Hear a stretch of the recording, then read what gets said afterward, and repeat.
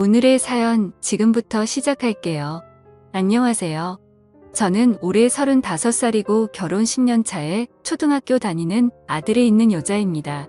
아무것도 모르던 대학교 1학년 때 같은 과 선배가 저한테 엄청나게 구애를 했었는데요.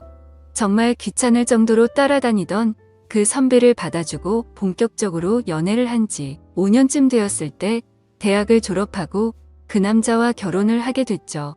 당시 제 남편은 저를 항상 따뜻하게 대해주면서 많이 아껴줬고 고등학교 때까지 공부밖에 몰랐던 저로서는 당시 남자라고는 남편밖에 눈에 들어오지 않았기 때문에 눈에 뭐가 씌이기라도 한 건지 너무나 잘생기고 멋져 보여서 집안의 반대를 무릅쓰고 결혼을 했습니다. 어릴수록 더 용감하다는 게 어떤 말인지 알겠더군요. 여기 집은 재벌가지는 아니라도 할아버지 때부터 제법 큰 규모의 가전제품 관련 공장을 운영하였고 아버지가 그 일을 물려받으셔서 저는 부족함 없이 자랐습니다. 졸업 후 저는 아버지 회사에 입사한 지 7년 만에 사내 이사가 되었고 대기업 입원 못지않은 연봉을 받으며 살고 있었죠. 하지만 남편은 시골에서 태어나 흙수저 집안으로 장가올 때도 서울에 집을 마련하는 건 감히 엄두도 내지 못했고 문만 들어와 살았습니다. 아파트에 살림살이까지 싹 다 저희 집에서 해줬어요. 그래도 자존심은 있었던지 우리 회사에 들어가서 일하라니까 그건 또 죽어도 싫다면서 마지막 남은 자기 자존심이라도 지켜달라고 하더라고요. 충분히 이해할 수 있었습니다. 그래도 남편이 능력은 충분히 있었던 남자였기 때문에 여기저기 원서를 해더니 제법 규모가 있는 회사에 취업을 하게 됐고 당시에 저희 가족들에게도 많은 인정을 받았죠. 남편에 대한 믿음이 많이 없어서 그랬던 건지는 모르겠지만 이 정도만 무언가를 이루어도 크게 인정을 해주더라고요. 하지만 문제는 회사에 들어가는 게 전부가 아니었죠. 다른 입사 동기나 심지어 후배들도 다 진급하는데 신랑은 융통성이 없어서인지 매번 진급 시험에 떨어져 항상 어깨가 축 처져 있고 스트레스를 너무 많이 받아 원형 탈모에 대상포진까지 걸려서 결국 병원에 입원하는 사태까지 가게 되었습니다. 본인만의 신념이 있다고 하는데 옆에서 지켜보는 저로서는 참으로 안타깝더군요. 그래도 나름 알아서 잘하겠거니 싶었지만 옆에서 계속 그 모습을 지켜보던 저도 너무 힘들어서 남편을 설득하기 시작했어요. 이제 할 만큼 해봤으니까 우리 아빠 도움 좀 받으면서 편하게 살아라고 왜 그렇게까지 사서 고생을 하냐고. 자기도 이제 우리 집 사람인데 왜 그렇게까지 남처럼 계속 고생만 하려고 하냐고 말입니다. 남도 아니고 장인어른 도움 좀 받는 게 그렇게 자존심 상하는 일인 건지 잘 모르겠더군요. 이렇게나 몸이 상해가는 모습을 지켜보는 저도 힘들어서 결국 남편은 아버지의 도움을 받기로 했습니다. 도움을 주려는 입장에서 이렇게까지나 매달려야 하는 게 오히려 이상한 그림 같긴 했지만 그만큼 남편이 고집이 있던 편이라서 어쩔 수 없었어요. 아버지는 그동안 밖에 나가서 고생했다며 위로도 해주시고 하나밖에 없는 사회제면 세워준다면서 저희 회사 납품 관련 하청업체를 하나 차려주셨죠. 작은 회사지만 대표 소리도 듣고 외제차 타고 골프도 치러 다니고 전에 다니던 회사 동료들을 만나 자랑도 하고 밝아진 남편 모습을 보니까 저도 기분이 좋았습니다. 아무리 그래도 사위한테 이 정도까지 해주는 집이 있을까요? 저희 남편이 정말 전생의 나라라도 구한 거 아닌가 싶었죠. 결혼 5년차부터는 부부관계가 조금은 소원해졌지만 그래도 여전히 저를 끔찍히 아껴주고 사랑해주는 마음은 병함이 없었고 늘 가족을 먼저 생각하는 가정적인 남편이었습니다. 그런데 남편이 사업을 시작한 지 6개월 정도 지나니까 조금씩 이상한 모습을 보이더라고요. 밤늦게 들어오는 날이 너무 많다든지 TV 보다가도 누군가와 카톡 메시지를 주고받는다든지 그런 모습이 솔직히 좀 이상했어요. 처음에는 사업하는 사람이라서 어쩔 수 없다 싶었지만 그 정도 수준이 아니었거든요. 그러던 어느 날 늘 휴대폰을 들고 다니면서 누군가와 메시지를 주고받는 모습을 제 두 눈으로 수차례 목격했었는데 주고받은 메시지가 하나도 없이 깨끗이 지워져 있는 거예요. 뭔가 숨기고 싶은 게 있구나 싶으면서 남편이 수상하게 느껴지더라고요. 그래도 한편으로는 설마 내 남편이 그러겠나 싶었고 가진 거 하나 없이 장가와서 지금 누리고 있는 모든 게 저 때문인데 간이 배 밖으로 나오지 않고서야 있을 수 없는 일이라고 생각했죠. 이런 저의 생각과는 다르게 그날 저는 남편의 수상한 행동 때문에 도저히 잠이 오지 않았습니다. 그래도 제가 모르는 다른 일이 있겠지 싶어서 더 이상 궁금해하지도 않았고 의심도 하지 않기로 했습니다. 그렇게 며칠이 흘렀는데도 남편의 수상한 행동은 멈추지 않았고 너무도 조심스럽게 행동하는 남편의 모습이 더 이상해 보이기 시작했죠. 전에는 어떤 회사 회식도 이상하리만큼 잦아지고 더군다나 술도 별로 좋아하지 않는 남편이 왜 그렇게 직원들과 술자리를 같이 하는지 도대체 이해가 되질 않았습니다. 저도 회사 생활을 많이 했던 사람으로서 이상해 보이는 부분이 점점 더 눈에 들어오고 분명히 무언가 저에게 숨기고 있다는 확신이 들기 시작한 거예요. 그래서 하루는 퇴근하는 시간을 조금 앞당겨 연락을 하지 않고 남편 회사로 한번 찾아가 봤습니다. 회사에 도착해서 사무실 들어서는 순간 남편이 새로운 비서와 대표실 안에서 오붓하고 다정하게 이야기를 나누는 모습을 목격했습니다. 전에도 한번 남편한테 이야기를 들은 적이 있는데 자기 기사를 뽑으려고 고민 중인데 눈에 들어오는 친구가 있다면서 저에게 이야기한 적이 있었거든요. 저녁 식사하다가 가볍게 나온 얘기라 대충 들었는데 지금 와서 생각해보니까 그 사람이 저 여자겠다 싶은 거예요.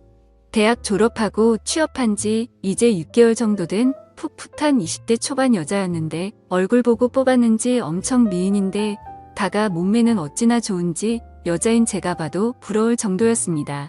보통 비서들이 얼굴도 예쁘고 몸매도 좋은 건 알고 있지만 그래도 어느 정도 업무 능력을 갖추고 있어야 하는데 너무 외모만 보고 뽑은 건 아닌가 하는 걱정이 들 정도였어요.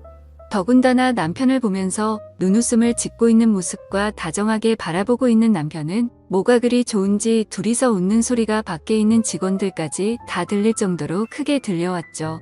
그때부터 눈살이 딱 찌푸려지더라고요. 그 여자를 보는 순간 둘 사이가 심상치 않을 것 같다는 생각이 들었고 불안감이 엄습해왔습니다. 그런 감정을 느끼는 건 단지 그 여자에 대해서 질투를 하기 때문이 아니라 정말 동물적인 어떤 감각으로 알아차릴 수 있는 거거든요. 제가 사무실에 들어서자 직원들도 뭔가 알고 있는지 도둑질하다가 들킨 사람처럼 깜짝 놀란 듯한 표정을 지었고 그 사람들이 불안해하는 모습을 보고는 확신을 가졌어요. 곧이어 밖으로 나온 남편은 저에게 회사까지 어쩐 일이냐면서 저를 반겨줬고 남편은 아무런 일도 없었다는 듯이 생각보다 자연스럽게 행동하더군요. 새로운 비서는 저를 보더니 죄 지은 사람처럼 깜짝 놀란 듯 보였고 저는 그런 비서의 눈을 가만히 쳐다봤죠. 그녀는 제 눈을 똑바로 보지 못했습니다. 평소에 저에 대해서 많은 이야기를 들었고 본인이 지금 무언가 잘못하고 있다는 듯이 주눅들어 있는 특유의 표정이 눈에 바로 보이더라고요. 저는 그 여자의 눈을 바라보자마자 확신이 들었어요. 이 여자가 저희 남편을 좋아하고 있다는 사실을요. 집으로 돌아오는 차 안에서 남편에게 그 비서 엄청 예쁘다는 말을 했는데 남편은 시치미를 뚝 떼면서 이제 갓 대학교 졸업한 사회초년생인데 그런 애한테 노골적으로 표현을 쓰는 건 너무 과하다고 하더군요. 자기도 회사 생활하면서 선배들한테 많이 치여서 괜히 더 착하게 대하려고 노력하고 있다는 제 남편의 말을 들으니까 제가 뭔가 오해하고 있는 건 아닌가 하는 생각도 들었고 괜히 미안한 마음도 생겼습니다. 하지만 제 남편이 그런 말을 하는 것 자체가 상당히 이상했어요. 왜냐하면 회사 다닐 때 유도리가 없어서 진급시험에도 매번 떨어졌던 사람이 얼마나 지났다고 있는 말 없는 말 지어내서 제 기분을 좋게 하겠다고 저러는 건지 속으로 우리 남편 많이 컸다 싶었죠. 그날 저녁 남편과 그 비서가 만나고 있음을 확신하게 되었고 초저녁부터 너무 화가 치밀어 올라서 남편을 살살 건드려보고 싶더라고요. 그래서 오랜만에 누워있는 남편을 조금씩 도발하면서 우리 행복한 시간 좀 가져보는 건 어떠냐는 말을 했습니다. 그러자 남편은 당황하는 모습을 보이더니 오늘은 너무 피곤하다는 말을 하면서 저를 거부했고 그 비서한테 밀렸다는 생각을 하니까 너무 화가 나서 한숨도 못 잤어요. 남편 회사의 박도진 과장이라고 저희 본사 쪽 직원인데 남편이 회사 일을 전혀 모르니까 아버지가 회사 안정될 때까지 도와주라고 파견 보낸 친구가 한 명 있는데 잠깐 제 밑에서도 일했던 친구라 점심시간에 불러내 그동안의 남편과 비서의 이야기를 좀 해달라고 했습니다. 그렇게 뒤에서 비굴하게 정보를 캐고 싶진 않았지만 당장에 저도 궁금한 게 많고 화나는 게 있으니까 그냥 넘어가기는 좀 그래서 이런 방법을 쓴 거예요. 박도진 과장이 하는 말을 들어보니까 우리 있을 때는 남편을 여비서를 부르는 소리를 들은 적 있고 자주 대표실에 들어가서 둘이 한참 이야기를 하고 나온다는 정도만 알고 있다고 하더군요. 또 회식 때 보면 비서가 남편에게 여우짓을 많이 한다고 하더군요. 여우짓이라고 하면 옆에 앉아서 취한 척하면서 어깨를 때린다거나 웃으면서 몸을 만지는 그런 행동들이었죠. 회식은 얼마나 하냐고 물었더니 한 달에 한 번 정도만 하는데 이번 달에는 월말에 하기로 해서 아직 회식을 한 번도 하지 않았다고 하더군요. 결국 회식을 한다는 말은 거짓말이었습니다. 저는 박도진 과장에게 남편과 비서의 동태를 살피다가 이상한 점이 있으면 실시간으로 알려달라고 했어요. 당분간 퇴근 후에도 남편을 감시해달라고 했고 어떤 결과가 나오든 내가 책임을 지겠다고 하니까 알겠다고 하더라고요.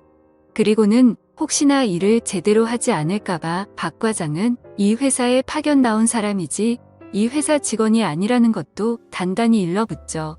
그날 이후 박 과장은 남편이 집에 들어올 때까지 남편을 따라다녔습니다.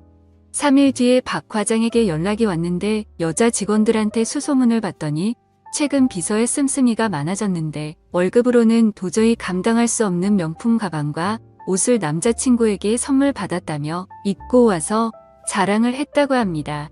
그리고 오늘 점심시간을 이용해 남편과 김 비서가 모텔에 들어가는 걸 봤다면서 사진을 찍어 보내왔죠. 팔짱 끼고 들어가는 둘의 사진을 확인해 보는 순간 온몸이 떨려왔습니다. 순간 뇌가 정지된 것 같이 아무런 생각이 나지 않았죠. 혹시나 했는데 너무나 확실해진 지금의 상황을 보니까 손이 떨리고 견디기가 힘들더군요. 한참에 소파에 앉아서 엉 때리고 있다가 박 과장과 통화도 하고 어느 정도 상황 파악이 되고 나서야 갑자기 참고 있던 눈물이 터져 나왔습니다. 얼마나 서럽던지 펑펑 눈물이 나고 앞으로 어떻게 살아가야 할지 걱정이 되었습니다. 아버지가 사준 집에서 먹고 자고 차려준 회사에서 돈을 벌어서 그 여자 명품 베개 용돈까지 줘가며 만난 것은 제 상식으로는 도저히 이해가 되지 않았습니다. 본인이 어떤 위치였는지 잊고 이제 와서 제 등에 칼을 꽂겠다는 그런 신고는 도저히 그냥 넘어갈 수가 없었습니다. 저는 낮에 젊은 여자와 놀아나고 퇴근을 하고 집으로 와서는 아무 일도 없었다는 듯 평소처럼 행동을 했습니다. 며칠 정도는 더 두고 보고 싶었지만 도저히 참을 수가 없었고 남편이 들어오자마자 박 과장이 보내온 사진을 들이밀었습니다. 남편은 빼도 박도 못하는 증거에 잘못했다면서 그 자리에서 바로 저에게 사과를 하면서 변명을 늘어놓기 시작했죠. 그 여자가 얼마나 들이대는지 도저히 거부할 수가 없었다면서 자기가 사랑하는 여자는 저 한 명밖에 없다는 걸 알지 않냐고 무릎까지 꿇고 애원하기 시작하더라고요. 저는 아무런 대꾸도 하지 않고 남편을 집 밖으로 쫓아내버렸습니다. 여기가 우리들 집이 아니고 내 집이라는 걸 기억하고 당신이 대표 소리 들으면서 다니는 회사가 우리 회사가 아니라 내 회사라는 것을 똑똑히 기억해두라면서 다시는 얼굴 볼 생각하지 말고 이혼 서류에 도장 찍을 준비나 하라고 했어요. 남편은 계속해서 무릎 꿇고 사과를 했지만 끝까지 받아주지 않았고 어떻게 나를 배신할 수가 있냐면서 당신 같은 남자는 고생을 좀 해봐야 정신을 차릴 거라고 아주 매정하게 쫓아냈어요. 아버지에게 전화를 한 뒤 사정을 말하고는 이혼하겠다고 했는데 아버지가 하는 말이 너무 성급하게 결정하지 말고 며칠 더 생각한 뒤 결정하라면서 마음을 진정시켜줬습니다. 다음 날 남편의 또 다른 카드 내역서를 발견했는데 비서와 같이 있을 때 사용한 금액이 한 달에 수백만 원 가까운 금액이었고 명품 가방에 옷, 신발, 반지, 옷걸이까지 머리에서 발끝까지 싹 다 사줬더군요. 그동안 모텔을 하루가 멀다 하고 얼마나 드나들었는지 카드 내역서의 반 이상이 모텔비 내역으로 꽉 차 있었습니다. 저는 한 성가라는 친구 2명을 데리고 남편 회사로 찾아갔고 비서의 얼굴을 보자마자 상욕을 하면서 머리채를 붙잡고는 쥐고 흔들면서 온몸을 칭칭 휘감고 있던 남편이 사준 옷을 하나하나 벗겼습니다. 저는 그 여자에게 미친 듯이 쏘아붙이기 시작했는데 그 여자도 성가에 있었는지 저를 째려보면서 밀리지 않으려고 하더군요. 정말 괘씸했습니다. 유부남을 건드리면 어떻게 되는지 똑똑히 보여줘야겠다는 생각에 그녀의 머리를 잡아 뜯었습니다. 그 여자는 정말 독하게도 계속 가만히 있더군요. 근데 갑자기 남편이 나타나서는 저를 감싸는 게 아니고 그 비서를 보호하더군요. 지금 이 상황에서도 누구를 편에 서야 하는지 모르는 멍청하고 한심한 제 남편을 보니까 이제는 정말 도저히 되돌릴 수 없는 강을 건너고 말았다는 생각이 들었습니다. 이 남자는 제 남편이 아니라 이미 다른 여자의 남자가 된 거였어요. 요즘 들어 회사가 워낙에 시끄러우니까 평소에는 아예 오시지도 않던 아버지가 여기로 오셔서 분위기를 보더니 제 남편을 미쳤고 제 남편은 그만 바닥에 넘어지고 말았어요. 그리고 그 비서라는 여자에게 이 남자는 당신이 가지는 게 좋겠다. 우리 딸이 가지기에는 너무 허접한 사람이라서 도저히 안 되겠다고 그러니까 둘이서 평생 잘 먹고 잘 살아보라고 하셨죠. 이제 이 남자는 돈도 없는 빈털터리가 될 텐데 그래도 계속 이 남자를 만날 거냐고 물었고 그 여자는 고개를 절레절레 저었습니다.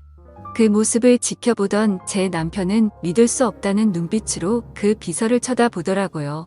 돈 때문에 자기를 만나고 있었다는 걸 몰랐나 봐요. 멍청하기 짝이 없죠. 현재는 가정 파탄을 이유로 소송을 진행하고 있으며 남편도 회사와 집에서 쫓겨났습니다. 남편은 현재 그 여자와 완전히 헤어지고 옆 동네 원룸에서 조용히 살고 있다는 말을 들었는데 앞으로 어떻게 될지 궁금하네요. 저는 그 멍청한 남자를 다시 받아줄 생각이 없습니다.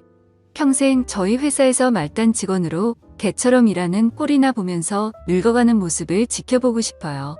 오늘 준비한 사연은 여기까지입니다. 이야기 재미있게 들으셨다면 구독과 좋아요 한 번씩 부탁드리고요. 오늘도 좋은 하루 되세요.